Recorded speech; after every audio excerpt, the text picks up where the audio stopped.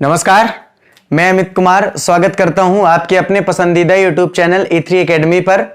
तो आज हम लोग बात करेंगे साझेदारी फर्मों के लिए लेखांकन। ये इसका पार्ट दूसरा है। पार्ट 1 कल हम लोग पढ़ चुके थे। रात को 10 बजे हमारी आपसे मुलाकात हुई थी, क्लास हुई थी। ठीक है, आज 7 बज चुके हैं और क्लास ओपन हो चुकी है। जैसे कि मैंने पहले ही बताया था कि अकाउंट की क्लास डेली 7 बजे होगी और इंग्लिश की क्लास डेली सुबह मॉर्निंग पे 8 बजे होगी। ठीक है, तो ये चीजें आप याद रखिएगा। टाइम जब भी टाइम चेंज किया जाएगा तो आप लोगों को उसकी इंफॉर्मेशन जरूर दे दी जाएगी। ओके, और एक बात, कल संडे है, कल की क्लासेस ऑफ रहेंगी, इंग्लिश की भी और अकाउंट की भी। ठीक है, मैं कोशिश करूंगा याद रखना कि मैं बिजनेस स्टडी का एक लेक्चर डाल सकूं, लेकिन मैं कोशिश करूंगा क्योंकि आप सबको पता है कि पूरे हफ्ते बिजी शेड्यूल रहता है हम लोगों का और एक संडे ही मिलता है जब थोड़ा सा रिलैक्स करने का मन किया करता है। ठीक है, आखिरकार मैं भी तो एक इंसान ही हूं। ठीक है, लेकिन फिर भी चूंकि आप लोगों का लगाव है, आप लोगों ने बोला है मुझे, मैंने भी बोला है कि अगर मुझे टाइम मिलेगा तो मैं संडे को जरूर क्लास लूंगा। ठीक है, तो टाइम जो भी होगा उसके बारे में आपको बता दिया जाएगा, लेकिन फिलहाल इतना याद रखना कि इंग्लिश की क्लास ऑफ है और अकाउंट की भी क्लास कल ऑफ रहेगी। ठीक है, चलिए हम लोग बात कर रहे थे साझेदारी फर्मों के लेखांकन चैप्टर के बारे में। कल हम लोगों ने कुछ थ्योरी की थी। मैं आशा करता हूं कि आप लोगों को थ्योरी जरूर अच्छे से पसंद आई होगी। ठीक है, आज भी हम लोग थ्योरी पढ़ेंगे और कल से बेसिकली हम लोग सवालों की ओर धीरे धीरे प्रस्थान कर जाएंगे। ठीक है, और जैसे कि आप सबको पता है कि हम लोग थ्योरी को भी प्रेफर कर रहे हैं पूरे तरीके से, सवालों को भी प्रेफर कर रहे हैं पूरे तरीके से। इतना याद रखना कि जितना मैं आपको पढ़ा रहा हूं ना, उससे एक पॉइंट भी ज्यादा पढ़ने की आवश्यकता नहीं है। आप उतना ही पढ़ के जाना, आपसे एक सिंगल ऑब्जेक्टिव और क्वेश्चन ऐसा नहीं होगा जो छूट के जाएगा। ठीक है, ओके, ठीक है। हम लोग बात कर रहे थे साझेदारी संलेख की प्रमुख बातों के बारे में, साझेदारी संलेख के बारे में हम लोग बात कर रहे थे। बातों के बारे में तो आज बात करेंगे। ठीक है, अगर बात की जाए साझेदारी संलेख से आप क्या समझते हैं, तो मैंने आपको बताया था कि साझेदारी की स्थापना के बाद, ये क्वेश्चन हम लोग कर चुके हैं फिलहाल, साझेदारी संलेख से आप क्या समझते हैं। कल हम लोगों ने बात की थी साझेदारी क्या है, कल हम लोगों ने बात की थी कि साझेदारी की विशेषताएं क्या है, और कल ही हम लोगों ने बात की थी साझेदारी संलेख क्या होता है। मैंने आपको बताया था कि जब दो या दो से अधिक व्यक्ति मिलकर किसी भी पारस्परिक संबंध या अनुबंध के तहत किसी वैधानिक व्यापार को चलाने के लिए आपस में सामंजस्य स्थापित करते हैं, लाभ हानि का बंटवारा करने की बात करते हैं, विभाजन करते हैं, कोई धन, कोई श्रम, कोई कार्यकुशलता लगाते हैं और एक व्यापार को स्टार्ट करते हैं, इस प्रकार के व्यापार को ही साझेदारी कहते हैं। साझेदारी की विशेषताओं के बारे में भी हम लोगों ने बात की थी। दो या दो से अधिक व्यक्तियों का होना, पारस्परिक संबंधों का होना, अनुबंध का होना, असीमित उत्तरदायित्व का होना, लाभ विभाजन होना, मतलब बहुत सारी चीजें, जो भी 5 विशेषताएं थी, ये हम लोग बात कर चुके थे। कल हम लोगों ने साझेदारी संलेख के बारे में भी बात की। मैंने आपको बताया था कि साझेदारी संलेख का मतलब होता है कि साझेदारी की स्थापना के बाद सबसे बड़ा काम यह होता है कि सभी साझेदारों के मध्य एक अनुबंध होना चाहिए, एक समझौता होना चाहिए। वो समझौता मैंने आपको बताया था लिखित भी हो सकता है, मौखिक भी हो सकता है। सभी साझेदारों की आपसी सहमति से वो लिखित या मौखिक जो भी है किया जा सकता है। मैंने आपको बताया ताकि वाद होने की दशा में न्यायालय में लिखित समझौता होता है तो ज्यादा अच्छा माना जाता है। ठीक है, मैंने आपको बताया था कि साझेदारी के संलेख को साझेदारी का ठहराव, साझेदारी का अनुबंध और साझेदारी का संलेख कहते हैं। ये सारी बातें हम लोग कंप्लीट कर चुके थे। एक इंपॉर्टेंट लाइन मैंने आपको बताई थी कल कि साझेदारी अधिनियम 1932 के तहत क्या होता है, संचालित होता है।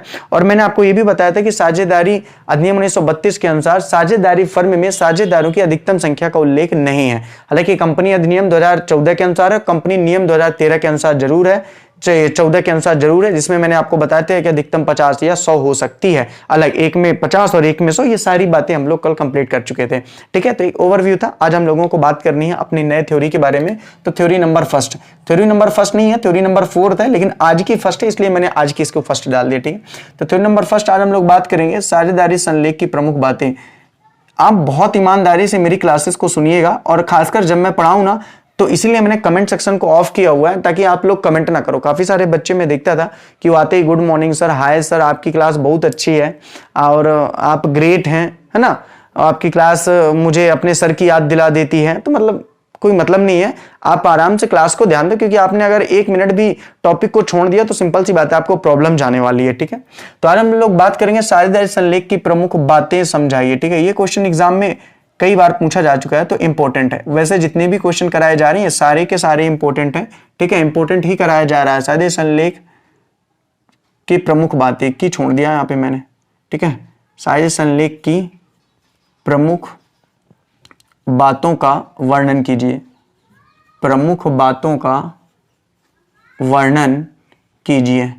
अब देखिए संलेख क्या होता है इसके बारे में तो हम लोगों ने बात कर ली थी। संलेख मतलब होता था प्रपत्र, प्रपत्र मतलब एक पुस्तक, एक ऐसा दस्तावेज जिसमें साझेदारी फर्म के बारे में समस्त जानकारियां उल्लिखित मिल जाती है। मतलब अगर हमें किसी साझेदारी व्यापार के बारे में जानना है कि वो व्यापार कैसा है, व्यापार का स्वरूप कैसा है, व्यापार में कौन कौन से साझेदार हैं, व्यापार का नाम क्या है, उसका पता कहां है, अगर इन सारी बातों की जानकारी हमको प्राप्त करनी है तो बस केवल हम एक प्रपत्र उठाएंगे, वो है संलेख। साझेदारी संलेख की पुस्तक यदि हमको पकड़ में आ गई या हमको दे दी गई तो हम उस साझेदारी फर्म के बारे में समस्त बातों से क्या हो सकते हैं, अवगत हो सकते हैं। तो आप इतना तो समझ गए कि संलेख का मतलब क्या है। अब देखिए इसकी प्रमुख बातें क्या है, यानी कि जो साझेदारी संलेख होता है इसमें क्या क्या चीजें लिखी जाती है, इसकी प्रमुख बातें क्या होती है। तो ध्यान से समझना, साझेदारी संलेख की प्रमुख बातों में सबसे पहली है फर्म का नाम। बहुत आराम से अपन को समझना है, ठीक है, फर्म का नाम। अब देखो ना, साझेदारी संलेख में पहली बातें हैं फर्म का नाम, यानी जो व्यापार आप स्टार्ट कर रहे हो, जो साझेदारी फर्म आप स्टार्ट कर रहे हो, उस फर्म का नाम क्या होगा, उस फर्म का नाम क्या होगा। याद रखना बच्चे कि फर्म का नाम कोई भी हो सकता है, फर्म का नाम कोई भी हो सकता है, लेकिन ऐसा नाम नहीं हो सकता है जो किसी अन्य साझेदारी फर्म से मिल रहा हो, जो अन्य किसी साझेदारी फर्म से, या अपन कह सकते हैं जो अन्य किसी साझेदारी पंजीकृत फर्म से मिलता जुलता हो। आप ऐसा नाम नहीं रख सकते हैं, ठीक है। अब मान लो सपोज दैट कि जैसे हमारा एक चैनल चल रहा है, सपोज दैट आप समझिएगा A3 एकेडमी सपना, ठीक ना। अब अगर कोई भी दूसरा व्यक्ति इसी नाम का चैनल बनाता है तो उस पर मैं कानूनी कार्रवाई कर सकता हूं, क्योंकि ये चैनल केवल मेरे ही नाम से चल सकता है, क्योंकि इसका मैं ऑथराइज्ड हूं, इसका मैं मालिक हूं और मैंने इसका रजिस्ट्रेशन कराया हुआ है। समझ जाओ आप बात को। अब अगर बात की जाए सपोज दैट की जैसे मेरे वीडियो अपलोड होते हैं, किसी बच्चे ने क्या किया, उसको डाउनलोड करके और शेयर कर दिया या कहीं पे मतलब उसको अपने चैनल में डाल दिया, तो उसको मैं ब्लेम कर सकता हूं, उसको कानूनी कार्रवाई उस पर की जा सकती है। क्यों? क्योंकि पंजीकृत फर्म है, आप उसको कुछ भी नहीं कर सकते हो। तो फर्म का नाम क्या होना चाहिए, फर्म का नाम कोई भी रखा जा सकता है, लेकिन ऐसा नाम आप नहीं रख सकते हो जो किसी अन्य पंजीकृत फर्म का है। समझ गए आप बात को भाई। जैसे मैंने फर्म का नाम दे दिया दिनेश कंपनी लिमिटेड, अब अगर दिनेश कंपनी लिमिटेड किसी अन्य पंजीकृत फर्म का नाम है तो ऐसा नहीं हो सकता है। भाई रिलायंस की एक ही कंपनी है ना। अब ऐसा तो है नहीं कि आप एक कंपनी, आप एक कोई माचिस बनाना चालू करो और उसमें एक दो रिलायंस एंड कंपनी, आप नहीं कर सकते क्योंकि एक पंजीकृत कंपनी, आप वो नाम ले ही नहीं सकते। भाई बिरला कंपनी एक ही कंपनी है, बिरला, है ना। जेपी सीमेंट प्लांट तो जेपी सीमेंट है, मतलब आप उस पंजीकृत का नाम नहीं ले सकते कि आप पता चले आप अपना व्यापार खोलो और लिख दो जेपी सीमेंट फैक्ट्री, ऐसा नहीं हो सकता क्योंकि वो पंजीकृत कंपनी है, आप वो नाम नहीं रख सकते हैं, ठीक है। दूसरी बात, ऐसा भी नाम आप नहीं रख सकते हो जिसको देखकर ये लगे कि आप सरकार का प्रतिनिधित्व कर रहे हैं। कैसे? जैसे मैंने लिख दिया कि मध्य प्रदेश विभाग मंडल आयोग, मध्य प्रदेश विभाग मंडल आयोग संस्थान। अब देखो ये नाम थोड़ा सा क्या इंडिकेट करता है, ये संस्थान ये इंडिकेट करता है कि मध्य प्रदेश मतलब सरकार का कहीं ना कहीं स्वामित्व है इसमें। तो आप ऐसा नाम भी नहीं रख सकते हो जहां पर ऐसा लगे उस नाम को देख करके कि सरकार का क्या हो सकता है, इसमें भागीदारी बन सकती है। तो आपको सिंपल सा याद इतना रखना है कि फर्म का कोई भी नाम रखा जा सकता है, बस किसी अन्य पंजीकृत फर्म से वो नाम मिलता जुलता नहीं हुआ होना चाहिए और कोई ऐसा नाम नहीं होना चाहिए जिसको देख करके ये लगे कि सरकार द्वारा इसको समर्थन प्राप्त है। तो ये हो गया पहली बातें जो क्या थी, फर्म का नाम। क्लियर है यहां तक? चलो दूसरी अगर बात की जाए तो फर्म का पता, ये लिखा रहेगा। प्रमुख बातों का मतलब है कि संलेख में ये सारी बातें लिखी रहेंगी, ठीक ना। फर्म का पता, अब देखो फर्म का जो पता होता है वो पता कहां है, फर्म कहां पर स्थित है, उसका जगह कहां पे है, ये सारी बातें साझेदारी संलेख की पुस्तक में लिखी होती है, ठीक है। तो इसके ये तो क्लियर है, इसके बारे में क्या समझाऊं? क्लियर है भाई। फर्म का पता जहां पे फर्म है, जैसे अगर सतना में है, सतना में टीटी नगर में है, सतना में मारुति नगर में है, या सतना में जीवन ज्योति कॉलोनी में है, सतना में बस स्टैंड में है, या बड़वानी में है, या सुजालपुर में है, ठीक है, जहां पे भी है तो उसका फर्म का पता वहां पे लिखा होगा, ठीक है। इस बात को भी ध्यान रखना। तीसरी अगर बात की जाए तो होता है इसका व्यापार का क्षेत्र। तीसरी अगर बात की जाए तो क्या होता है, व्यापार का क्षेत्र। अब देखिए व्यापार के क्षेत्र का मतलब क्या होता है, इस बात को समझिएगा थोड़ा सा, ये अच्छा पॉइंट है, ठीक ना। व्यापार के क्षेत्र का मतलब होता है कि व्यापार का स्वरूप कैसा होगा। स्वरूप का मतलब होता है एक प्रकार का उसका आकार। आकार का मतलब होता है कि व्यापार कितनी दूर तक फैला होगा। क्या व्यापार स्थानीय होगा? अगर स्थानीय होगा तो उसके बारे में भी लिखा होगा। क्या व्यापार प्रांतीय होगा? अगर प्रांतीय होगा तो उसके बारे में भी लिखा होगा। क्या व्यापार राष्ट्रीय होगा? उसके बारे में भी वर्णन होगा। और क्या व्यापार आपका अंतरराष्ट्रीय होगा। अच्छा, ये सारी चीजें तो वैसे आप लोगों को क्लियर होंगी कि इसका मतलब क्या है। अब ये सारी बातों का उल्लेख होता है कहां पे, साझेदारी संलेख की प्रमुख पुस्तक में कि व्यापार का क्षेत्र कैसा होगा, यानी कि जिस व्यापार की हमने स्थापना की है वो व्यापार कहां तक सीमित है, स्थानीय है। स्थानीय का मतलब है कि जैसे अगर मैं सतना में हूं, मैंने सतना से एक साझेदारी व्यापार चालू किया और मेरा जो भी मटेरियल है, मेरा जो भी व्यापार है वो सतना तक सीमित है, तो वो व्यापार क्या कहलाएगा, स्थानीय व्यापार कहलाएगा। कैसा व्यापार कहलाएगा, स्थानीय। जैसे कुछ लोग बड़वानी से हैं, जैसे कुछ लोग मुरैना से हैं, कुछ लोग विदिशा से हैं, कुछ भोपाल या जबलपुर से हैं, अगर वहां का लोकल एरिया का कोई व्यापार चल रहा है तो वो कैसा व्यापार कहलाता है, स्थानीय व्यापार है। तो अगर आपका स्थानीय व्यापार है तो उसके बारे में भी आपको यहां लिखना पड़ेगा, प्रमुख बातें हैं। दूसरा, अगर प्रांतीय व्यापार है, प्रांतीय व्यापार, प्रांत का मतलब होता है राज्य, मतलब कि जैसे अगर मध्य प्रदेश तक में विकसित है, मतलब हर जिले में हमारा व्यापार खुल सकता है, हर जिले में हम क्या कर सकते हैं, वस्तु को बेच सकते हैं, तो क्या प्रांतीय है। राष्ट्रीय का मतलब जैसे कि उत्तर प्रदेश। राष्ट्रीय का मतलब क्या होता है, जैसे राष्ट्रीय का मतलब जैसे राजस्थान। राष्ट्रीय का मतलब जैसे केरल, तमिलनाडु, असम, नागालैंड, मणिपुर, त्रिपुरा, मिजोरम, मेघालय, मतलब इन सभी जगह पे हमारा वस्तु क्या हो सकती है, बिक सकती है। हम अपनी जो कार्यशालाएं हैं वो खोल सकते हैं, ठीक है। तो राष्ट्रीय। अंतरराष्ट्रीय का मतलब ब्रिटेन हो गया, अमेरिका हो गया, चाइना हो गया, जापान हो गया, है ना, स्विट्जरलैंड हो गया, दक्षिण अफ्रीका हो गया, तो मतलब अंतरराष्ट्रीय, मतलब आप समझ गए ना व्यापार का स्वरूप कैसा है, मतलब स्थानीय व्यापार है, प्रांतीय व्यापार है, राष्ट्रीय व्यापार है कि अंतरराष्ट्रीय व्यापार है। इसका व्यापार का क्षेत्र का उल्लेख कहां मिलेगा, साझेदारी संलेख की प्रमुख बातें के अंतर्गत इसके बारे में हम लोग पढ़ेंगे। क्लियर है ये बात। चलो, तो ये व्यापार के क्षेत्र के बारे में बात हो गई। उसके बाद अगर बात की जाए तो साझेदारों के नाम एवं पते क्या है, साझेदारों के नाम एवं पते, साझेदारों के नाम एवं पते। अब देखो, साझेदारों के नाम एवं पतों का मतलब क्या है, मतलब जितने भी साझेदार हैं फर्म में, जितने भी साझेदार होंगे उन सभी के नामों का उल्लेख और उनका पर्सनल पता कहां पे है, इन सभी बातों का उल्लेख कहां पे मिलेगा, साझेदारी संलेख की पुस्तक में मिलेगा। कहां पे मिलेगा, साझेदारी संलेख की पुस्तक में मिलेगा, ठीक है। तो साझेदारी के नाम एवं पते, ठीक है। अब अगर अगली बात की जाए, ये चीजें समझ में आ रही है ना भाई, साझेदारों के नाम एवं पतों का उल्लेख यहां पे किया गया, ठीक है। अब अगर बात की जाए पांचवी, तो नए साझेदार का प्रवेश, नए साझेदार का प्रवेश, बहुत आराम से समझते जाना, ठीक है। नए साझेदार का प्रवेश यानी कि इसका मतलब यह है कि फर्म में जब नए साझेदार को प्रवेश दिया जाएगा तो क्या दिया जाएगा, यदि दिया जाएगा तो कितनी पूंजी लाएगा, यदि पूंजी लाएगा तो उसका लाभ विभाजन किस प्रकार से किया जाएगा, वो कितने हिस्से के लिए लाभ प्राप्त करेगा, इन सारी बातों का उल्लेख किसमें दिया रहता है, साझेदारी संलेख की पुस्तक में दिया रहता है। तो चूंकि आपको 5 ही याद करके जाना है, एक्स्ट्रा याद करने की कोई भी आवश्यकता आपको है नहीं, तो इस बात को भी आप लोग याद रखिएगा। अब देखो, अक्सर आपको प्रॉब्लम जाएगी इस क्वेश्चन में और इसके बाद वाला जब मैं क्वेश्चन करवाऊंगा, क्योंकि बहुत ये कंफर्म है कि साझेदारी संलेख की प्रमुख बातें या अगली जो थ्योरी मैं करवाने वाला हूं, उन 3 में से एक थ्योरी तो 101% आपके एग्जाम में आने ही वाली है। तो यहां पे गलतियां हो जाती हैं, इस बात को थोड़ा सा यहां पे समझना। हम लोग अभी बात कर रहे हैं साझेदारी संलेख की प्रमुख बातों के बारे में। प्रमुख बातों का मतलब होता है कि जो संलेख है, जो प्रपत्र है, उसमें क्या क्या बातें लिखी होती हैं। तो भाई उसमें फर्म का नाम लिखा होता है, उसमें फर्म का पता लिखा होता है, उसमें व्यापार का क्षेत्र लिखा होता है, उसमें साझेदारों के नाम व पते लिखे होते हैं, उसमें नए साझेदार का प्रवेश की दशाएं लिखी होती है। दशाएं का मतलब कि फर्म में नए साझेदार को किस दशा में प्रवेश दिया जाएगा, वो कितनी पूंजी लेकर आएगा, लाभ में से उसका हिस्सा कितना होगा, ये सारी बातें पहले से क्या होती है, डिक्लेयर होती हैं, ठीक है। ये सारी बातें पहले से डिक्लेयर होती हैं और संलेख की पुस्तकों में लिखी होती हैं। तो साझेदारी संलेख की प्रमुख जो बातें होती हैं ये होती हैं। तो क्लियर है यार, ये क्वेश्चन आपसे बन जाएगा ना भाई, बिल्कुल बन जाएगा, कोई दिक्कत वाली बात है नहीं। मैटर बनने बस का है नहीं, मैटर ये भी है कि आप सभी लोग इसको समझ के करो, क्योंकि अक्सर क्या होता है ना कि बच्चा क्वेश्चन को समझने में गलती कर देता है। अब कैसे, जैसे कि ये क्वेश्चन था साझेदारी संलेख की प्रमुख बातों का वर्णन कीजिए, ठीक है। अब अगला जो क्वेश्चन मैं लिखने जा रहा हूं उसको भी ध्यान से समझिएगा वो क्वेश्चन को। अगला क्वेश्चन है साझेदारी संलेख के अभाव में, ध्यान से समझना, साझेदारी संलेख के अभाव में, साझेदारी संलेख के अभाव में, साझेदारी संलेख के अभाव में लागू होने वाले नियम, लागू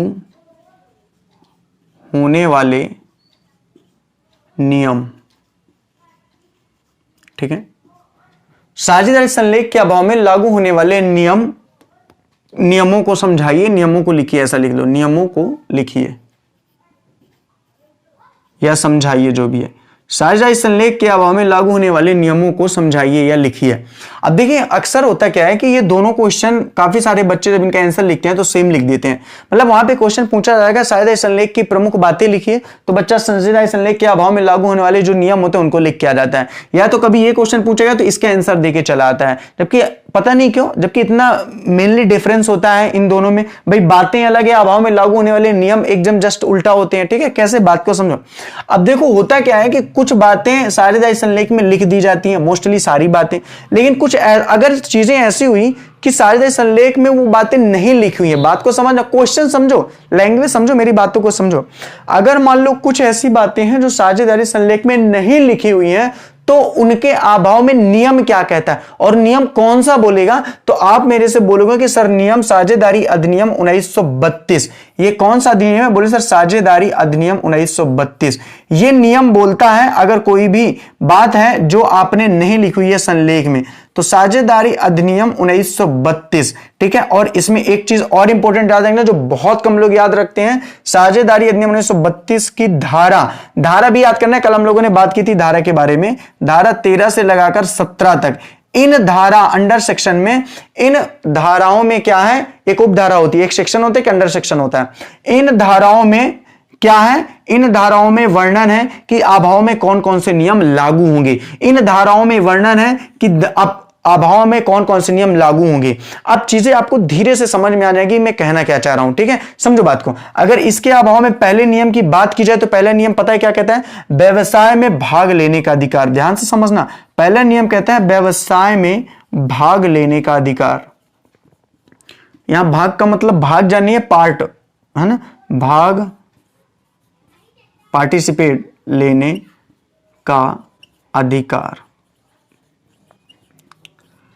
अब अगर मान लो कि साझेदारी संलेख में यह लिख दिया गया कि 3 साझेदार हैं, उनमें से जो एक साझेदार है वो व्यवसाय में भाग नहीं ले सकता है, तो फिर व्यवसाय में भाग नहीं ले सकता है। क्यों नहीं व्यवसाय में भाग ले सकता है? क्योंकि संलेख में लिखा हुआ है, प्रमुख बातों में लिखा हुआ है। लेकिन अगर मान लो लिखने से रह गया तो फिर नियम क्या कहता है? नियम यह कहता है कि सभी साझेदार व्यवसाय में भाग लेने के अधिकारी होंगे, सभी साझेदार व्यवसाय में भाग लेने के अधिकारी होंगे। और यदि मान लो हमने किसी साझेदार को मना कर दिया कि तुम व्यवसाय में भाग लेने के अधिकारी नहीं होंगे, तो क्या होगा? तो वो न्यायालय जाएगा और न्यायालय क्या करेगा? दंडित करेगा। किसको? जिस व्यक्ति ने मना किया है। क्यों? क्योंकि सिंपल सी बात है, साझेदारी अधिनियम 1932 कहती है कि किसी भी साझेदारी व्यापार में यदि संलेख में बातें लिखी हुई नहीं है, तभी तो अभाव में नियम कहता है। नियम कहता है कि व्यवसाय में सभी साझेदारों को भाग लेने का क्या होता है? अधिकार होता है। क्या होता है? भाग लेने का अधिकार होता है।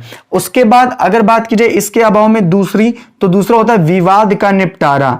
विवाद का निपटारा बहुत आराम से पढ़ना बच्चा, इसको बहुत ही सिंपल सा है, 1 या 2 बार इसको बहुत अच्छे से समझना। ठीक है, विवाद का निपटारा अगर मान लो संलेख में लिख दिया गया, मान लो हम 3 साझेदार हैं, मैं हूं, एक व्यक्ति और है, एक और है, और एक का नाम राकेश, एक का नाम पिंटू है, समझ लो। ठीक है ना, हम लोग 3 साझेदार हैं, अमित, राकेश और पिंटू। ठीक है, अब अगर मान लो मैंने क्या बोल दिया, मैंने संलेख में लिख दिया कि विवाद जब भी होगा उसका निपटारा अमित जी करेंगे। कौन करेंगे? अमित जी। तो राकेश और पिंटू जी कल को बोले कि निपटारा हम करेंगे, नहीं हो सकता है। क्यों नहीं हो सकता है? क्योंकि सिंपल सी बात है, संलेख में लिख दिया गया था। लेकिन अगर संलेख में नहीं लिखा जाता कि विवाद का निपटारा कैसे होगा, तो फिर क्या लागू होगा? तो फिर होगा अभाव में लागू होने वाले नियम। और अभाव में लागू होने नियम किसके तहत काम करेंगे? जो लिखे हुए हैं साझेदारी अधिनियम 1932, क्योंकि इसी के तहत तो साझेदारी चलती है। और उसकी धारा 13 से लगाकर 17 तक अभाव में नियम लिखे हुए हैं। तो उसमें क्या लिखा गया? उसमें लिखा गया कि विवाद का निपटारा बहुमत से किया जाएगा। किससे किया जाएगा? बहुमत से। मतलब फिर अगर मैं बोलूं कि हम लोगों ने यदि चर्चा नहीं की हुई है कि विवाद का निपटारा अमित जी करेंगे, तो अभाव में जो नियम लागू होगा उसमें मैं निर्णय नहीं ले सकता हूं। विवाद का निपटारा फिर किससे किया जाएगा? बहुमत से किया जाएगा। और बहुमत का मतलब क्या है? अगर 3 साझेदार हैं तो 2 साझेदारों ने अगर कोई चीज बोल दी तो वो विवाद समाप्त हो जाएगा। अगर 5 साझेदार हैं तो 3 साझेदारों ने जो बात बोल दी वो विवाद क्या हो जाएगा? समाप्त हो जाएगा। मतलब जिधर की तरफ मेजोरिटी क्या होगी? ज्यादा होगी, बहुमत ज्यादा होगा। तो विवाद का निपटारा समझ में आया। विवाद का निपटारा का मतलब यह है कि अगर संलेख के अभाव में नियम ये लागू होता है, अगर संलेख में बातें नहीं लिखी हैं तो अभाव में नियम ये लागू होता है कि जो विवाद का निपटारा होता है वो सभी साझेदारों के आपसी बहुमत से किया जाएगा। अब बहुमत मतलब अगर 13 साझेदार हैं है तो 7 साझेदारों ने यदि बोल दिया कि भाई ये विवाद ऐसे सुलझा लिया जाए, 6 लोगों ने मना भी किया तो भी नहीं काम होने वाला, क्योंकि 7 लोगों ने बोल दिया तो मान लिया जाएगा। अब मान लो वो 6 लोग कोर्ट पहुंच गए, उन्होंने बोला भाई हम तो नहीं मानते हैं इस विवाद को, हम इस विवाद को और बढ़ाना चाहते हैं। तो चूंकि नियम ये कहता है कि क्या कोर्ट के पास मामला जाएगा तो कोर्ट उनसे पता है क्या बोलेगा, बोलेगा कि अच्छा आपने क्या संलेख में लिखा हुआ है कि विवाद का निपटारा सभी लोग करेंगे, तो उसने बोला नहीं लिखा हुआ है, तो कोर्ट क्या बोलेगा, बोले तो फिर अभाव में नियम ये कहता है 1932 का कि विवाद का निपटारा बहुमत से होगा और आपका निपटारा बहुमत से किया जा चुका है। तो ये होता है विवाद का निपटारा किससे किया जाएगा, बहुमत से किया जाएगा। अब तीसरी अगर बात की जाए, देखो संलेख के अभाव में नियम तो बहुत है, लेकिन मैं जिन नियमों की बात कर रहा हूं उन नियमों को आप अच्छे से पढ़ के जाना है, ठीक है। लाभ विभाजन, अब देखो एक बात तो ये है कि लाभ विभाजन की शर्तें होती हैं। लाभ विभाजन की शर्तें क्या होती हैं, जरा इसको सुनो। या तो लाभ पुराने अनुपात में बांटा जा सकता है, या तो लाभ, आगे बात करेंगे हम लोग पुराना अनुपात क्या होता है, या तो लाभ नए अनुपात में बांटा जा सकता है, और या तो लाभ समान अनुपात में बांटा जा सकता है। मतलब जो भी प्रॉफिट हुआ वो या तो पुराने साझेदारों में पुराने अनुपात में बांट दिया गया, या तो साझेदारों में तय किया गया कि अरे वो पुराना अनुपात, तब हम लोग नए अनुपात में लाभ को बांटेंगे, और एक हो सकता है कि समान अनुपात में लाभ बांट रहा है। लेकिन अगर लाभ विभाजन के बारे में कोई भी सूचना नहीं दी गई है, अगर लाभ विभाजन के बारे में संलेख में कोई भी सूचना नहीं दी गई है, तो जो लाभ का बंटवारा किया जाएगा वो किस अनुपात में किया जाएगा, बोले सर वो समान अनुपात में किया जाएगा। किस अनुपात में किया जाएगा, बोले सर वो समान अनुपात में किया जाएगा। मतलब क्या है, मतलब अगर 3 साझेदार हैं तो 1:1:1, सभी लोगों को बराबर पैसा मिलेगा। ऐसा कौन कहता है, नियम का अभाव कहता है। मतलब कहने का क्या, मान लो हम 3 साझेदार थे, अब उसमें से क्या हुआ, मैंने बोला कि मैं पिंटू को ज्यादा रुपया नहीं दूंगा, क्यों, कि वो मेहनत कम करता है। अब पिंटू भैया ने क्या किया, पिंटू भैया ने कोर्ट गए, कोर्ट ने फिर से वही पूछा कि क्या संलेख में ऐसा लिखा हुआ है कि पिंटू जी को कम पैसा मिलेगा। मैंने बोला ऐसा तो नहीं लिखा हुआ है, तो कोर्ट फैसला सुनाएगा। 1932 की धारा 13 से 17 में यह लिखा हुआ है कि लाभ विभाजन के बारे में यदि कोई भी नियम नहीं है तो अभाव में नियम क्या लागू होगा, सभी साझेदारों में समान रूप से राशि बटेगी। ये अभाव में लागू होने वाले नियम है, इस बात को आप लोग समझो, इस बात को आप लोग समझो। क्लियर है। यहाँ पे व्यवसाय में सभी साझेदारों को भाग लेने का अधिकार होगा, विवाद का निपटारा बहुमत से किया जाएगा, लाभ विभाजन समान अनुपात में बांटा जाएगा। इसका जो चौथा और पांचवा है वो पॉइंट बहुत इंपॉर्टेंट है। पहला ऋण पर ब्याज, पहला क्या है, ऋण पर ब्याज, यानी कि चौथा इसमें से क्या है, ऋण पर ब्याज।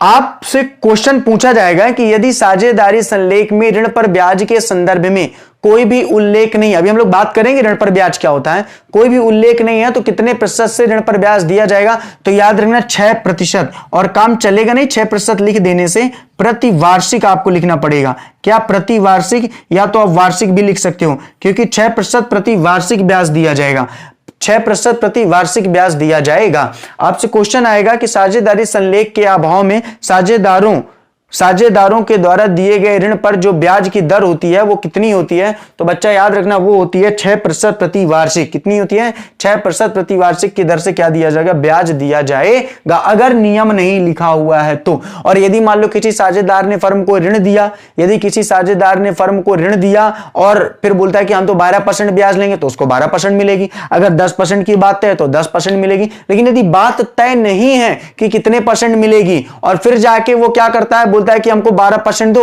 तो नियम ये कहता है कि उसको ऐसी दशा में कितने परसेंट मिलेंगी, केवल 6% वार्षिक ब्याज मिलेगी, 6% वार्षिक ब्याज मिलेगी।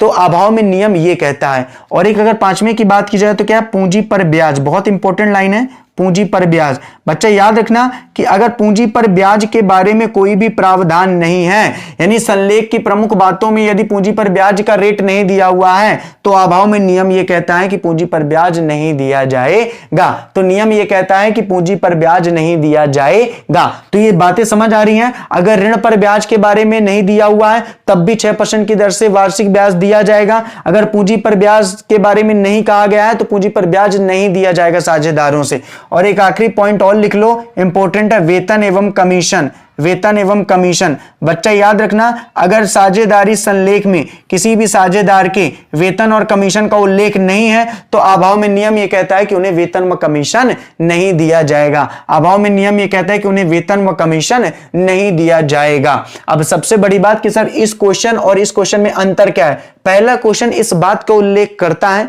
पहला क्वेश्चन इस बात का उल्लेख करता है कि जो साझेदारी संलेख है, जो व्यापार का स्वरूप, व्यापार का आकार, व्यापार का क्षेत्र, व्यापार में साझेदारों के नाम व पते, व्यापार की परिस्थितियां, व्यापार में साझेदारों के द्वारा लगाई गई पूंजी, उनके स्थान तथा नए साझेदार का प्रवेश, ये सारी बातों का वहां पर उल्लेख होता है। इन बातों का उल्लेख साझेदारी संलेख की प्रमुख बातें हैं। और संलेख के अभाव में लागू होने वाले नियम क्या है? कुछ ऐसी बातें जो अगर छूट गई, अगर लाभ विभाजन की बात नहीं लिखी है संलेख के अभाव, संलेख में, तो अभाव में नियम ये कहता है कि लाभ बराबर अनुपात में बांटा जाएगा या समान अनुपात में बांटा जाएगा। अगर संलेख में लिखने से भूल गया है कि विवाद का निपटारा कौन करेगा, तो विवाद का निपटारा बहुमत से किया जाएगा। अगर संलेख में लिखने को भूल गया है कि व्यवसाय में भाग लेने का अधिकारी कौन कौन साझेदार होगा, तो व्यवसाय में भाग लेने के अधिकारी सभी साझेदार होंगे। अगर लिखने से भूल गया है कि ऋण पर ब्याज की दर कितनी होगी, तो ऋण पर ब्याज नियम ये कहता है साझेदारी अधिनियम 1932 के संलेख के अभाव में 6% वार्षिक दर से ब्याज दिया जाएगा। अगर संलेख में ये लिखने से भूल गया है कि पूंजी पर ब्याज की क्या रेट होगी, नहीं दिया तो पूंजी पर ब्याज नहीं दिया जाएगा।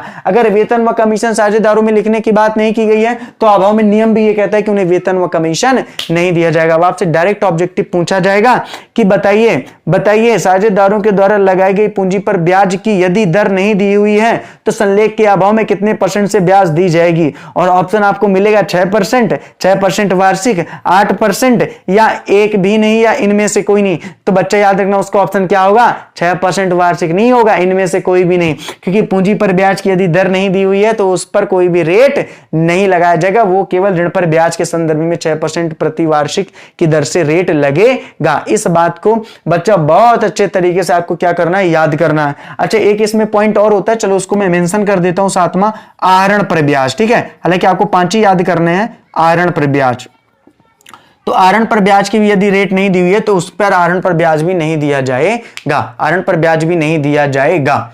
अब देखिए, ये सारी चीजें पढ़ने के बाद आप लोगों पर में कुछ सवाल तो आ गए होंगे। पहला, सर ऋण पर ब्याज ठीक है, समझ में आ गया कि भाई 6% प्रतिवर्ष वार्षिक ब्याज देना पड़ेगा। सर पूंजी पर ब्याज, सर समझ में आ गया कि ब्याज नहीं लगेगा, अगर नहीं दिया हुआ है तो अभाव में ब्याज भी नहीं दिया जाएगा। सर वेतन कमीशन तो क्लियर है। सर आहरण पर ब्याज भी समझ में आ गया कि अगर नियम नहीं, अगर रेट नहीं दिया हुआ है तो अभाव में नियम ये कहता है कि आहरण पर भी ब्याज नहीं दिया जाएगा। सर अगर आपके पास थोड़ा सा टाइम हो तो थोड़ा सा समझा दीजिए कि ऋण पर ब्याज क्या है, पूंजी पर ब्याज क्या है और आहरण पर ब्याज क्या है। चलिए तो बात कर लेते हैं। तो सबसे पहले तो बात कर लेते हैं ऋण क्या है, पूंजी क्या है और आहरण क्या है, फिर इनके ब्याज के बारे में बात करते हैं। ठीक है, तो क्योंकि ये चीजें तो आपको क्लियर हो गई, यहां पे कोई दिक्कत आने वाली बात नहीं है। थोड़ा सा इसके बारे में चलो बात कर लेते हैं, क्योंकि आगे चल के जब हम लोग सवाल भी पढ़ेंगे, लाभ हानि नियोजन खाता भी पढ़ेंगे, तब भी वहां पे ये चीजें आपको जरूर प्रॉब्लम में लाएंगी। ठीक है, तो इसके बारे में थोड़ा सा चलो समझ लेते हैं। ठीक है, चलो तो ध्यान से समझो। हम लोग बात कर रहे थे संलेख के अभाव में नियम के बारे में, हम लोगों ने बात की पूंजी पर ब्याज, हम लोगों ने बात की ऋण पर ब्याज, हम लोगों ने बात की आहरण पर ब्याज। तो थोड़ा सा समझो, यहां पे चीजें आपको क्लियर हो जाएंगी। पहले अगर बात कर लेते हैं ऋण पर ब्याज, अगर बात कर लेते हैं ऋण पर ब्याज। चलो ये तो हमको समझ में आ गया कि ऋण पर ब्याज अगर नहीं दिया हुआ है तो संलेख के अभाव में 6% वार्षिक दर से दिया जाएगा। कितना? 6% वार्षिक, प्रति वार्षिक, वार्षिक। ठीक है, कोई दिक्कत नहीं है। याद रखना ऑप्शन में 6% भी मिलेगा, तो 6% में क्लिक मत करना, 6% वार्षिक। अच्छा 6% और 6% वार्षिक में अंतर है, जमीन आसमान का अंतर है। 6% का मतलब होता है कि 10 साल में भी 6% दिया जाएगा, और 6% वार्षिक का मतलब है कि प्रत्येक साल कितना दिया जाएगा? 6%। 2 साल का है तो फिर उसके अगले साल का भी 6% दिया जाएगा। समझो बात को, तो वार्षिक रेट दिया जाता है। अब देखो एक साझेदार है, सपोज दैट एक क्या है? साझेदार है। थोड़ा सा समझने का देखो, जितना ज्यादा आप समझने का प्रयास करोगे उतना ही ज्यादा आप लोगों के लिए क्या होगा? अच्छा होगा। ठीक है, मान लो सपोज दैट एक साझेदार है। ठीक है, मेरे से चित्र तो बनाने आता नहीं है, आप थोड़ा समझ आना। मान लो एक क्या साझेदार है, अब उस साझेदार ने क्या किया? फर्म को एक ऋण दिया। किसको ऋण दे रहा है? बोले सर एक फर्म है, ये मान लो एक फर्म है जो साझेदारी खुद का उसका फर्म है जिसमें कई लोग साझेदार हैं। ठीक ना, तो एक साझेदारी क्या है? बोले सर एक साझेदारी फर्म है। ठीक है, इस साझेदारी फर्म को पैसों की आवश्यकता पड़ी तो इसी के एक साझेदार ने फर्म को क्या दिया? ऋण दिया। क्या दिया? फर्म को ऋण दिया। ठीक है, ऋण दिया। अब ऋण किसने दिया? बोले सर इस साझेदार ने दिया। ये कौन है? बोले सर एक साझेदार है। ठीक है, पार्टनर है। इसने किसको ऋण दिया? बोले सर इसने ऋण दिया फर्म को। अब देखो जब इसने ऋण दिया तो जो फर्म है फिर ऋण लेने के बाद क्या करेगी? इस साझेदार को क्या देगी? ऋण तो वापस करेगी, इस ऋण पर ब्याज भी देगी, इस ऋण पर क्या देगी? ब्याज भी देगी। ठीक है, इस ऋण पर क्या देगी? ब्याज भी देगी। तो ये कहलाएगा ऋण पर ब्याज। ये क्या कहलाएगा? ऋण पर ब्याज। अब हालांकि यहां का टॉपिक नहीं कि मैं तुमको बताऊं ऋण पर ब्याज फर्म के लिए क्या होगा, हालांकि ऋण पर ब्याज फर्म के लिए क्या होती है? ऋण पर ब्याज उस फर्म के लिए हानि होती है। ऋण पर ब्याज फर्म के लिए क्या होती है? हानि होती है। ठीक है, यहां पे इसको मेंशन करने की आवश्यकता नहीं थी, क्योंकि आगे चल के हम लोग इसके बारे में बात करेंगे। फिलहाल आप इतना समझो ऋण पर ब्याज ये होता है, ठीक है, क्योंकि यहां पे अगर मैं डूब गया ऋण पर ब्याज का, तो जब हम लोग प्रारूप बनाएंगे लाभ हानि समायोजन खाता का, तो वहां पे भी ऋण पर ब्याज आएगा, तो उसको और अच्छे तरीके से मैं एक्सप्लेन करूंगा, ठीक है। अब अगर बात की जाए पूंजी पर ब्याज क्या होता है, तो उसी तरीके से सभी साझेदार क्या मिलते हैं, सभी साझेदार मिलकर व्यापार में क्या लगाते हैं, पूंजी लगाते हैं, और फर्म के द्वारा उनको क्या मिलती है, ब्याज मिलती है, तो वो क्या कहलाती है, पूंजी पर ब्याज। वो क्या कहलाती है, पूंजी पर ब्याज, ठीक है। और एक होता है आहरण। आहरण क्या होता है और आहरण पर ब्याज क्या होता है, तो देखो आहरण का मतलब होता है कि जब किसी साझेदार के द्वारा अपने निजी प्रयोग के लिए कोई धन फर्म से निकालता है तो उसे कहते हैं आहरण, उसे ऋण नहीं कहेंगे। मतलब अगर साझेदार फर्म को देगा तो ऋण होगा, लेकिन अगर फर्म से इस साझेदार ने लिया है तो वो क्या होगा, आहरण होगा। वो क्या होगा, आहरण। और उस आहरण पर ब्याज कौन देगा, बोले सर ये साझेदार देगा, तो ये क्या कहलाएगा, आहरण पर ब्याज कहलाएगा। क्या कहलाएगा, आहरण पर ब्याज। अब फिलहाल आपको केवल इतना समझना है कि अगर ऋण पर ब्याज की दर नहीं दी है तो 6% वार्षिक लगेगी, अगर पूंजी पर ब्याज की दर नहीं दी है तो नहीं लगेगी, आहरण पर ब्याज की दर नहीं दी है तो नहीं लगेगी। आगे चल के जब हम लोग प्रारूप पढ़ेंगे तो डिटेल से इनके बारे में चर्चा करेंगे कि इंटरेस्ट ऑन लोन क्या होता है, इंटरेस्ट ऑन कैपिटल क्या होता है, इंटरेस्ट ऑन ड्राइंग क्या होता है, ठीक है बच्चे। यहां पे मैंने केवल तुमको समझाने के लिए बोला कि पूंजी पर ब्याज का मतलब क्या था, आहरण पर ब्याज का मतलब क्या था, और ऋण पर ब्याज का मतलब क्या था, ठीक है। यहां तक तो कहानी क्लियर है ना, कोई दिक्कत तो नहीं है यहां तक में, चलो ठीक है। अब हम लोग बात करते हैं अगली थ्योरी के बारे में, ठीक है। वेट ओनली 4 सेकंड, मैं पानी पी लूं, ठीक है।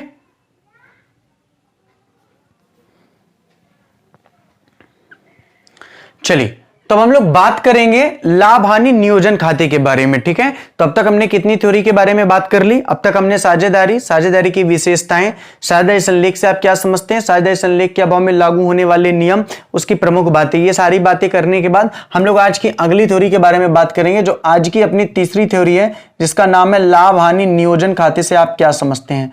लाभ हानि नियोजन खाते से आप क्या समझते हैं, इंपॉर्टेंट है ये भी अच्छे से समझना।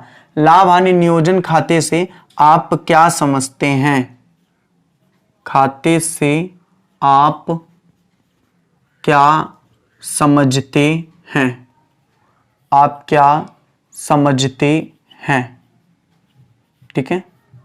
अच्छा, काफी सारे बच्चे ये जानते होंगे जिन्होंने हो सकता है कहीं से पढ़ा हो कि सर लाभ हानि खाता और लाभ हानि नियोजन खाता एक ही होता है। बच्चा बिल्कुल एक नहीं होता है, अंतर होता है। अंतर क्या होता है, बात को आप समझना। देखो, जो साझेदारी फर्म होते हैं वो अब अपने लेखे चालू कर देते, ठीक है। इसकी थ्योरी इतनी इंपॉर्टेंट नहीं है, क्योंकि सवाल के लिए था इसलिए मैंने इसकी थ्योरी ले ली, क्योंकि इसकी थ्योरी में अगर आएगा तो लाभ हानि खाता बनाने का प्रारूप, लाभ हानि नियोजन खाते का प्रारूप दे देगा। इसकी थ्योरी कभी नहीं पूछेगी कि लाभ हानि नियोजन खाते से आप क्या समझते हैं। तो मैंने क्यों यहाँ पे पढ़ा रहा हूं, क्योंकि हमें लाभ हानि नियोजन खाता पढ़ना है, इसलिए हमें लाभ हानि नियोजन खाते के बारे में जानना आवश्यक है, ठीक है। तो बात को समझो, इसकी थ्योरी के बारे में है क्या लाभ हानि नियोजन खाता। देखो, जो फर्म में जो एकाकी व्यापार होता था और जो साझेदारी व्यापार, तो एकाकी व्यापार में जो भी शुद्ध लाभ या हानि आया, शुद्ध लाभ या हानि का मतलब आप समझते हो ना, नेट प्रॉफिट या नेट लॉस, यानी जो भी आय थी, जो भी व्यय थे, वो सब घटाने के बाद जो कुछ आया होया वो क्या हो गया, शुद्ध लाभ या शुद्ध हानि होगी, ठीक है। अलाभकारी में मत पहुंचना, अपन पार्टनरशिप में है, व्यापार में की बात कर रहे हैं, ठीक है। तो शुद्ध लाभ या हानि जो भी थी एकाकी व्यापार में सीधे ट्रांसफर कर दी जाती थी, किस पर, एकाकी व्यापारी के पूंजी खाते में, किस पर, एकाकी व्यापार के पूंजी खाते में। जबकि जो साझेदारी फर्म है, उस साझेदारी फर्म में जो भी शुद्ध लाभ या हानि होगा, जो भी शुद्ध लाभ या हानि होगा, वो लाभ हानि नियोजन खाते में ट्रांसफर किया जाता है। कहां, वो लाभ हानि नियोजन खाते में क्या किया जाता है, ट्रांसफर किया जाता है। कहां ट्रांसफर किया जाता है, लाभ हानि नियोजन खाते में ट्रांसफर किया जाता है। अगर शुद्ध लाभ है तो बाई साइड आएगा यानी क्रेडिट होगा, और अगर शुद्ध हानि है तो टू साइड होगा यानी कि डेबिट होगा। आपसे क्वेश्चन पूछा जाएगा कि लाभ हानि नियोजन खाते में यदि शुद्ध लाभ आया है तो उसे किधर लिखेंगे, तो उसे क्रेडिट में लिखेंगे, याद रखना। और अगर हानि आया है तो उसे कहां लिखेंगे, टू यानी डेबिट में लिखेंगे। अब देखो, यहां पर भी एक रूल फॉलो हो गया। कौन सा रूल फॉलो हो गया, हम सबको पता है, ध्यान से समझना। अब अगर मैं आपसे पूछूं कि लाभ हानि नियोजन खाता किस प्रकृति का होता है, तो किस प्रकृति का होता है, भाई सिंपल सी बात है, मैं पहले भी बता चुका हूं, लाभ हानि नियोजन खाता नाम मात्र खाते की प्रकृति का होता है। मतलब आय व्यय खाते की बात ही नाम मात्र प्रकृति का होता है, और अगर ये नाम मात्र प्रकृति का होता है तो सिंपल सी बात है, नाम मात्र प्रकृति का मतलब हम समझ गए कि समस्त जो व्यय होते हैं और समस्त जो हानियां होती हैं वो कहां आती हैं, बोले सर डेबिट, और समस्त जो आय होते हैं या समस्त जो लाभ होते हैं वो कहां आते हैं, बोले सर वो आते हैं क्रेडिट। तो मैंने क्या बोला यहाँ पे कि अगर शुद्ध लाभ आया है तो शुद्ध लाभ क्या होगा, लाभ हानि नियोजन खाते में क्रेडिट, और अगर शुद्ध हानि आई है तो शुद्ध हानि लाभ हानि नियोजन खाते में क्या होगा, बोले सर ये होगी डेबिट। क्या होगी, डेबिट। उसके बाद क्या है, उसके बाद जो भी अन्य मदें हैं जैसे पूंजी पर ब्याज, जैसे ऋण पर ब्याज, जैसे वेतन एवं कमीशन, जैसे आहरण पर ब्याज, इन मदों को लिखने के बाद क्या करते हैं, वहां से फिर अपन निकालते हैं, वहां से फिर अपन क्या निकालते हैं, जो एक और लाभ निकलेगा, जो एक और लाभ निकलेगा उस लाभ में को हम क्या करेंगे, बांटेंगे। किसमें, साझेदारों में। उस लाभ को हम क्या करेंगे, सभी साझेदारों में बांटेंगे। अब यहां पे आप मेरे से पूछ सकते हो कि सर अब कौन सा लाभ निकला, लाभ तो यहां पे आ चुका था, इस लाभ के बाद कुछ लाभ था जो बचा हुआ था, यानी कुछ मदें थी जो लिखना शेष रह गई थी। वो मदें क्या है, वो मदें हम लोग लाभ हानि नियोजन खाते में दिखाएंगे आपको। ठीक है, वो मदें हम लोग लाभ हानि नियोजन खाता जब बनाएंगे तो वहां पे आपको बहुत अच्छे से दिखाएंगे। ठीक है, आज चूंकि इतना समय नहीं मिलेगा मेरे को कि मैं उसको डिटेल से बता सकूं, इसलिए आज उसको रहन देते हैं। अपन जब क्लास नेक्स्ट हमारी होगी, कल तो संडे, कल की छुट्टी है, अपन की जब नेक्स्ट क्लास होगी तो आप लोगों को उसके बारे में मैं बहुत अच्छे से बताने वाला हूं। ठीक है, पूरा प्रारूप। तो यानी लाभ नियोजन खाते से आप क्या समझते हो, तो आप क्या कहोगे, आप कह सकते हो कि एकाकी व्यापार में जो लाभ हानि होता था, यानी शुद्ध लाभ या शुद्ध हानि होती थी, वो सीधे एकाकी व्यापार के पूंजी खाते में ट्रांसफर कर दी जाती थी, जबकि साझेदारी व्यापार में जो लाभ हानि, शुद्ध लाभ या हानि होगा, वो पहले लाभ हानि संयोजन खाते में रखा जाएगा, काय के लिए, बांटने के लिए। और उसके लिए क्या होता है, इधर ड्रॉइंग होता है, आहरण होता है, आहरण पर ब्याज होगा, इधर ऋण पर ब्याज होगा, पूंजी पर ब्याज होगा, वेतन होगा, कमीशन होगा, ब्रोकर्स होगा। ये सारी बातें हम लोग कब करेंगे, जब इसके प्रारूप को पढ़ेंगे, इसके सवालों को पढ़ेंगे। तो आप समझ रहे हो ना, क्योंकि मैं अगर यहां पे बताने लगा तो पूरी आधे घंटे से ज्यादा क्लास फिर खिंच जाएगी। ठीक है, और क्योंकि आज हम लोग 3 थ्योरी ही पढ़ेंगे, क्योंकि बात पढ़ने की नहीं, अगर मैं चाहूं तो इकट्ठा 2 घंटे 2.5 घंटे की क्लास लेकर के चैप्टर ही खत्म कर दूं, लेकिन क्या मतलब आपको समझ में ना आए। ठीक है, बहुत आराम से पढ़ेंगे। मैंने बोला ना 1 महीने की क्लास कंटिन्यू रखने दो, उसके बाद देखना चैप्टर कितने कंप्लीट होते हैं। ठीक है, गारंटी के साथ बोल रहा हूं, कम पढ़ो लेकिन इतना पढ़ लो कि दोबारा उसको पढ़ने की जरूरत ना पड़े आपको। ठीक है, तो लाभ हानि नियोजन खाता होता है। ठीक है, तो इसकी थ्योरी इंपॉर्टेंट नहीं है, थ्योरी 2 ही इंपॉर्टेंट थी जिसके पहले मैंने आपको बताया। ओके, क्लियर है यहां तक बात। तो आपसे बन जाएगा लाभ हानि नियोजन खाते से आप क्या समझते हो।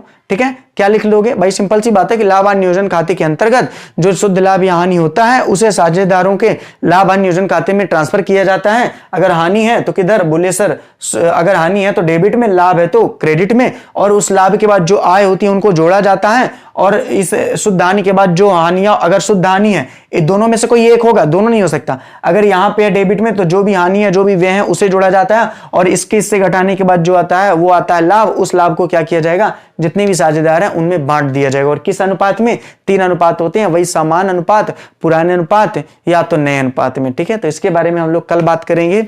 कल का मतलब परसों बात करेंगे, जिस दिन हमारी आपसे मुलाकात होगी। ठीक है, तो आज के लिए इतना काफी है, बाकी बातें, मुलाकातें हमारी आपसे कल होंगी। तो इसी तरीके से अपना प्यार और इसने बना के रखिए। बार बार मेरे मुंह से निकल रहा कल होगी कल होगी, कल बिल्कुल नहीं होगी, परसों होगी। ठीक है, कल हो सकता है स्टडी की क्लास लेकर मैं आऊं। तो बाकी बातें, मुलाकातें हमारे आपसे नेक्स्ट वीडियो में होंगी। तब तक के लिए आप सभी लोगों को गुड नाइट। अच्छे से बने रहिए, पढ़ते रहिए, हंसते रहिए, मुस्कुराते रहिए। ठीक है, और एक बात और, कुछ लोगों को मैं स्पेशली थैंक्स करना चाहता हूं। एक्चुअली कुछ ऐसे बच्चे हैं जिनका नाम तो मैं इस प्लेटफॉर्म के माध्यम से नहीं ले सकता हूं। कुछ ऐसे बच्चे हैं जिन्होंने पेमेंट करने के लिए, मतलब मैंने देखा एक ऐसा होता है ना, अब पता नहीं ये आप लोगों का अपना बड़प्पन है या मुझे मेरे प्रति ऐसा स्नेह है, प्यार है या दीवानगी है, मुझे पता नहीं है। कुछ बच्चों को मैंने देखा, स्पेशली उन्होंने जब वो फोन लगा रहे थे, बेचारे 3-3 4-4 घंटे ऑनलाइन वाले के यहाँ बैठे हुए हैं, बोल रहे हैं कि सर पेमेंट नहीं हो रहा। वो बोल रहा है कि पहले मैं और काम करूंगा फिर आपकी 300 की पेमेंट करूंगा। मतलब वो बच्चे कंटिन्यू बैठे रह गए, क्योंकि उनको सबको पता था 5 बजे के बाद लिंक बंद कर दी जाएगी। और ये सोचकर मैं व्यक्तिगत तौर पे, क्योंकि टीम एक बात अलग रखती है, मैं व्यक्तिगत तौर पर जब उन लोगों के बारे में मैंने सोचा तो मुझे लगा कि ये बच्चे कितने मासूम हैं, मतलब इनको कितना भरोसा है मुझ पर। ठीक है, तो मेरा ये कर्तव्य बन गया कि मैं इनके भरोसों पर खरा उतरूंगा, और बिल्कुल मैं भरोसे पर खरा उतरूंगा। परेशान मत होइए। अगर मैंने बोला है कि मैं 2 से 3 महीने के अंदर पूरा कोर्स अच्छे से कंप्लीट करके दूंगा तो मैं दूंगा, वो मेरी रिस्पॉन्सिबिलिटी है। आप टाइमिंग की चिंता मत किया करिए, ये मेरा काम है कि मुझे कितना पढ़ा करके कोर्स कंप्लीट करना है। ठीक है, तो आपने इतना ट्रस्ट किया हम पर, यकीन मानिए तहे दिल से मैं आप सभी लोगों का शुक्रगुजार हूं, और तहे दिल से आप सभी लोगों का हार्दिक अभिनंदन करता हूं। बस इसी तरीके से अपना प्यार इसने मेरे प्रति बना के रखिए। देखिए पैसे हैं, आते हैं जाते रहेंगे। अगर आपके पास कोई समस्याएं हैं तो अपनी समस्याएं भी आप जरूर बताइए, हमसे शेयर करिए। कोई सवाल आप लगाएं नहीं बना वो भी आप हमसे पूछिए, ठीक है। तो सभी लोगों को गुड नाइट। ओके।